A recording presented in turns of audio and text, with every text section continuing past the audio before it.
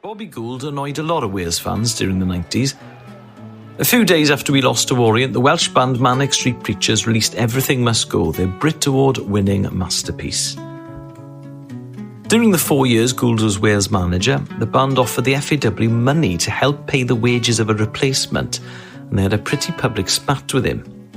Bass player Nicky hated Gould more than most. It was 4 years, wasn't it? 95 to 99 for Bobby Gould. In slight fairness to him, the year and a half before him was chaotic as well. It wasn't the best circumstances, but the minute that Bobby Gould was appointed, my heart did sink.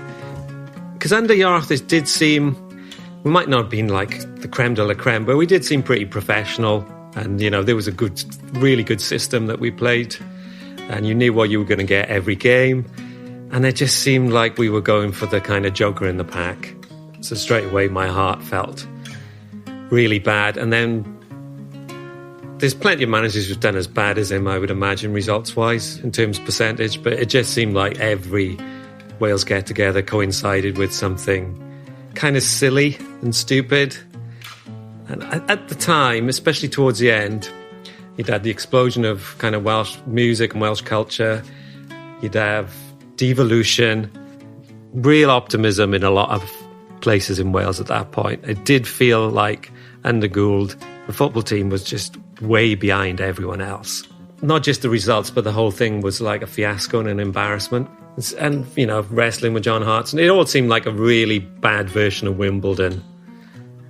You know, a really bad version of Wimbledon. Every scenario seemed to explode into a farce. It was just like a carry-on film.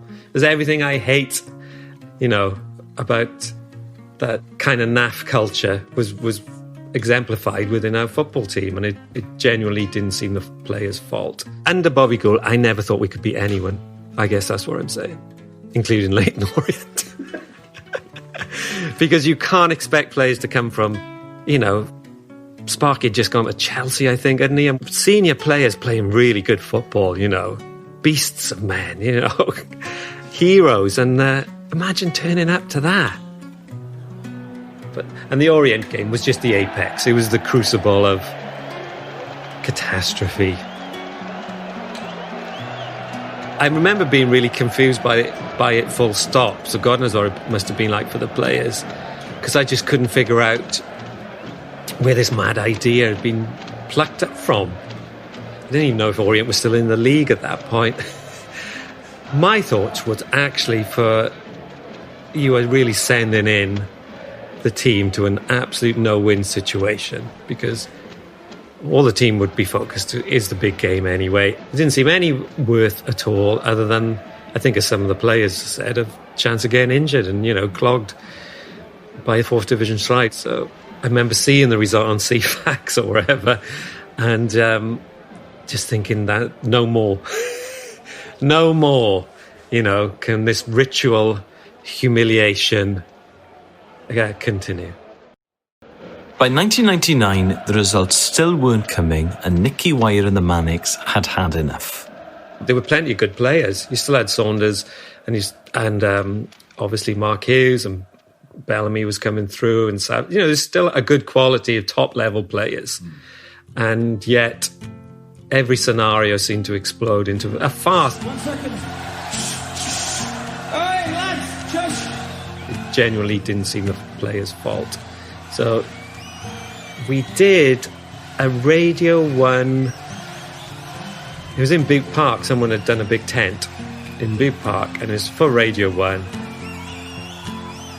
And the first thing we did Everything Must Go. James said... Tonight, this one is called Bobby Gould Must Go. And to an unbelievable cheer.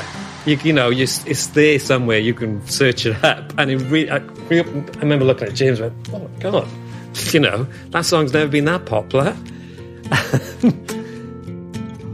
I've always felt this with Wales. I've actually always had a really good collection of players who should always be getting close to qualifying. Which, you know, at times we have been, and obviously qualifying as well. But I've never ever thought we should be an embarrassment when you measure our team against Northern Ireland or Republic of Ireland or Scotland. So it got to that breaking point where I guess I did actually mean it. I didn't know anyone at that point who wanted him to stay.